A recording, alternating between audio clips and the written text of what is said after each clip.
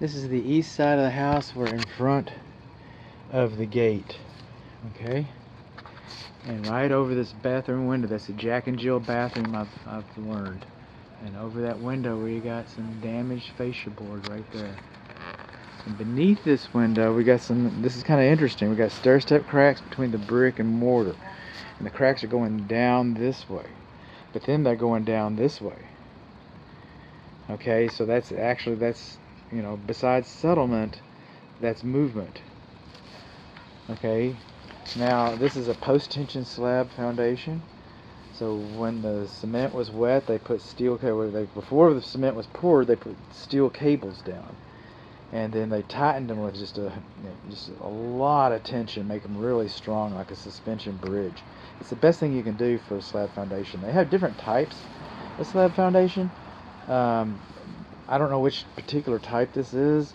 That this is a post-tension slab. But one thing you're supposed to do is after you cut these wires, is you're supposed to seal them. You're not supposed to have open post-tension cable ends. And you got them all around this house. This is not just these two here. There's many of them. So, moving on along, a tree shouldn't be closer than 20 feet. Okay, it shouldn't be closer than 20 feet to a slab foundation. For the roots, root growth, root development, what the branches can do to you. Coming on along here, kind of trying to see what we got. I'm doing a little bit of studying. I kind of learn as I go. So the grading and drainage is level where they put these planter boxes in here. I get that. And then the water's kind of high too. We've had some kind of a repair over here. And this is interesting because there's a wet bar on the other side of this wall. And we got some kind of a parge coat, and we got high soil conditions right in here, and just what's going on with that wet bar. Inquiring minds want to know. Oh, we got more cracks. Also, this is the north bedroom. We got 3 bedrooms. We got a vertical crack right in here, and we got some movement on our frieze boards. Those little boards right in there. That's pretty typical. Just about any engineering or home inspection report that you're going to get. They're just going to throw that out there. We saw signs of movement. It's on the form board. I get it. There's another post-tension cable in, like I was talking about. Okay, the water faucets are not GFC. Do not have vacuum breakers on them. The rain gutter is not supposed to be butted. The rain gutter butt ends are not supposed to be pushed against the brickwork. You're supposed to have a 2-inch gap, and you're supposed to have kick-out flashing right there. You are. Moving on along. These are called core holes. Some people call them finger holes. But these should all be sealed to keep water from going in there. So right here in this front. So your core holes should be sealed. Core holes should be sealed. On the north side of the fireplace like that. Moving on along, we got lots of bushes.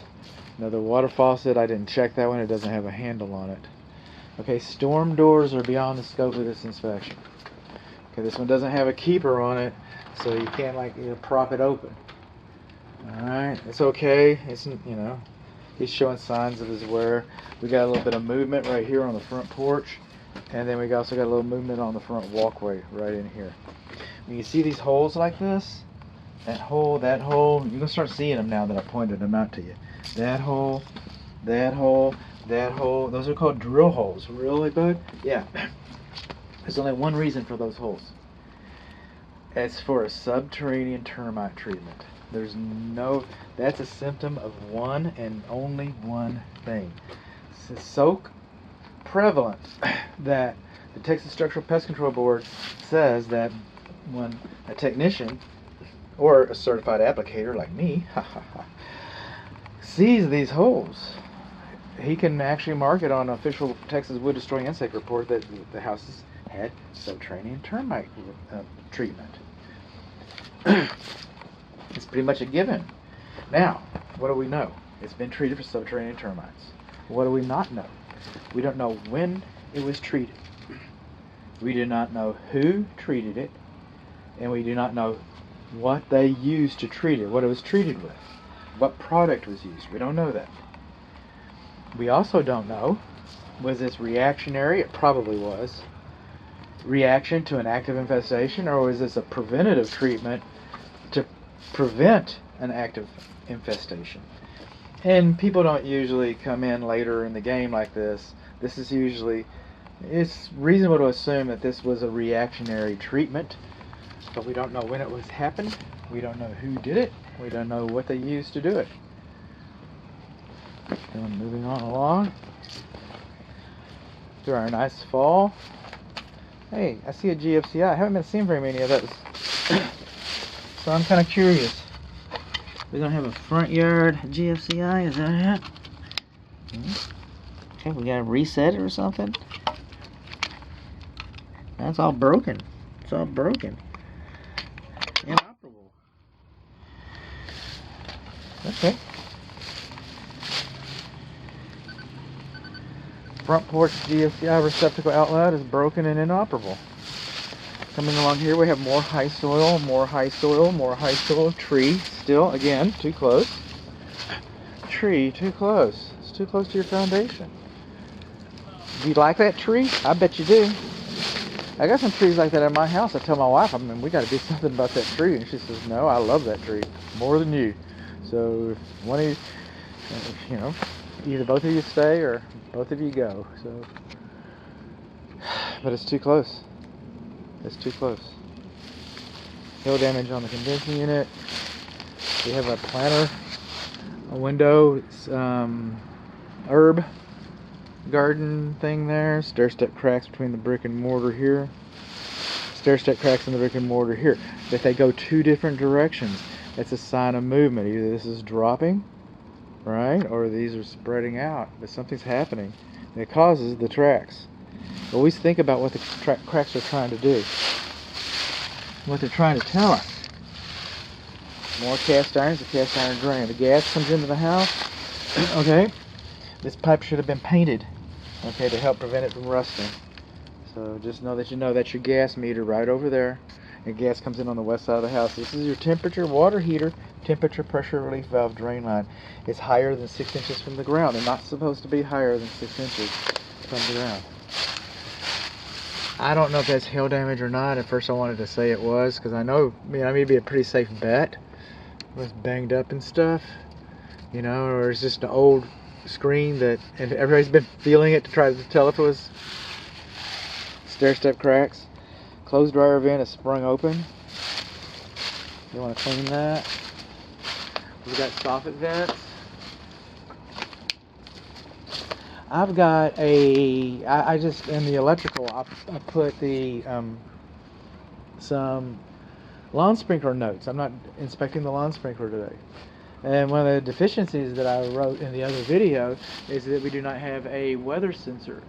And there it is right there. It's not positioned properly, okay, but it's there all the same.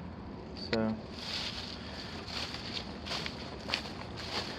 when the garage car entry casement is supposed to be about 2 inches above the foundation, the driveway, the cement, so that water doesn't wick up and cause it to rot, like it obviously has here, and then it's been cut off. They just cut the old rotten part off, and that's pretty good. Well, you know what? You should probably done that one over there too. While you're at it, I'm just saying. So, this gate, this fence is installed inside out for a swimming pool. And the yard's been excavated a little bit or cut and filled. So this is a little bit like a retaining wall. This is more than twice its height away from the house. It does not affect the structure in theory, and is beyond the scope of this inspection. And that's not a retaining wall, by the way. That's an extended fence. Those are fencing materials. It's a little more robust than a conventional fence, I get that, but no, it's not really a. Let's see what we got over here. We got any power back here? You want to talk to us about it? We do have power back here. Ah, and we have GFCI. How about that? I actually got a GFCI out here. How about that? That's the second one I've seen working. The first one was for the swimming pool equipment, which would be for the swimming pool light that doesn't work. Okay, now we got some siding, and it's kind of showing signs of its age. It's been painted.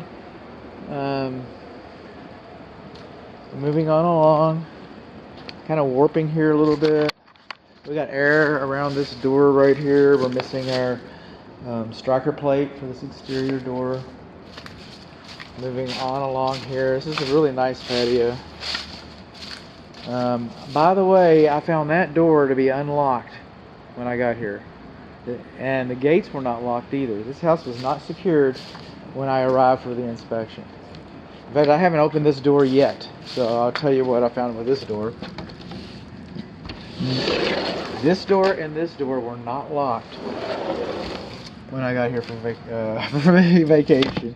I need one of those. Okay, looks like the the vacuum seal has been compromised inside of this window, and you do not lose any security. You do not lose any energy. People say, "Oh, you got a broken seal, you're gonna lose energy." You'll never be able to measure it. It's ugly. It's ugly, and the seal's broken. The Texas Real Estate Commission considers it broken. It's a deficiency according to the Texas Real Estate Commission. Moving on along, we got wood to ground contact, wood to ground contact, wood to ground contact. Where your termites live, in the wall and the ground. What do they eat? Wood, dead wood. What's this siding over here? It's dead wood on the ground, ready for termites to come over. That's what it is. Waiting for termites to come over. Coming on along. I'll try this one too while we're in it. I like success stories. Well, reset you. How about that? And by the way, this is called an in-use cover. So you can plug in a bug zapper or Christmas lights and close it, and it's still waterproof. And all this foliage next to the house, that's termites. Termites and carpenter ants. So you just don't want to do that. You don't. I mean, I get it. It's kind of romantic. You look at it, wow, man, I'm out in the jungle, I got my tropical paradise going on, I feel all Caribbean. And no, and you have high soil conditions and foliage. You're asking for it. You're just asking for it. Rain gutters above grade. Got level grading and drainage all over here. This is dangerous, man. Oh, got a loose vertical trim board over here. See that way it's coming away right there? And those are good examples. You can find your own examples. It's probably not the only events, right? Got the stair-step cracks between the brick and mortar, and then at this point I say through the brick and mortar, right there, okay, because it's going in, it's cracking the brick, not just the mortar. Good to know. We're getting close to where we started.